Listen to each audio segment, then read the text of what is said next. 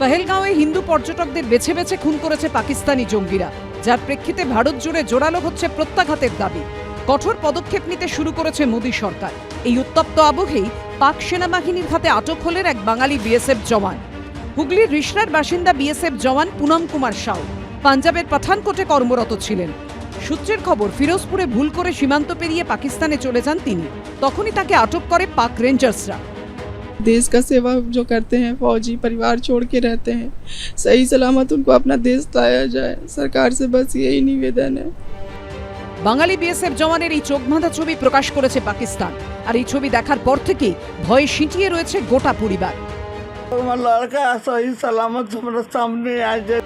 এই ঘটনা মনে করিয়ে দিয়েছে 6 বছর আগের অভিনন্দন বর্তমানের কথা। বিমান ভেঙে পাকিস্তানে পড়ে সেনাবাহিনীর হাতে আটক হন ভারতীয় বায়ুসেনার এই গ্রুপ ক্যাপ্টেন।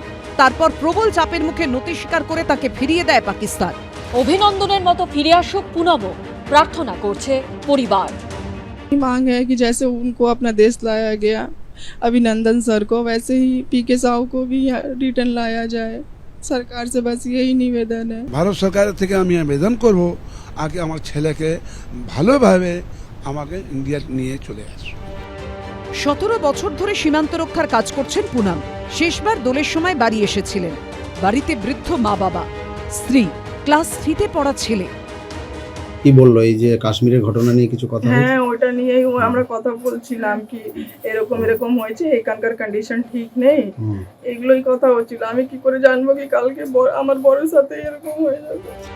বৃহস্পতিবার পুনমের বাড়িতে যান স্থানীয় তৃণমূল ও বিজেপি নেতারা। পুনমের স্ত্রীকে ফোনে আশ্বস্ত করেন বিজেপির রাজ্য সভাপতি সুকান্ত মজুমদার।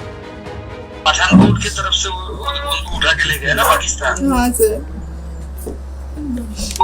वो ठीक है, हम होम मिनिस्ट्री के साथ बात कर रहे हैं, आप चिंता मत करिए। এর আগে অভিনন্দন জানি খবর যে তাকে সগর্বে তারা বাধ্য হয়েছে ফিরিয়ে দিতে, এবং এক্ষেত্রেও এটা হবে আমরা নিশ্চিত আশাবাদী।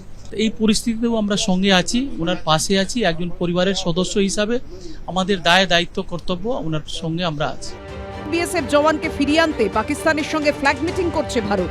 বৃহস্পতিবার এক দফা মিটিং হয়েছে, শুক্রবার ফের ফ্ল্যাগ মিটিং হওয়ার কথা। অর্ণব মুখোপাধ্যায় ও সৌরভ বন্দ্যোপাধ্যায়ের রিপোর্ট, এবিপি আনন্দ।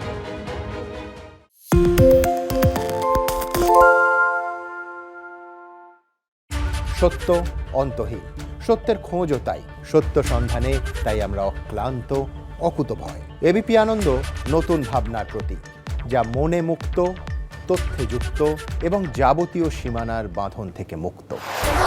সীমা না শব্দটির মধ্যে লুকিয়ে আছে মানা শব্দটি, যেন চোখ রাঙানি এক অদৃশ্য বেড়াজাল, যা আটকে রাখে আমাদের এক ছোট্ট গণ্ডির মধ্যে। একমাত্র সঠিক খবরই গড়ে তুলবে এক মুক্ত সমাজ। সেই জগৎ গড়ার লক্ষ্যে কোনো সীমানার ঠুকুটি আমরা মানব না। এবিপি আনন্দ এগিয়ে থাকে, এগিয়ে রাখে।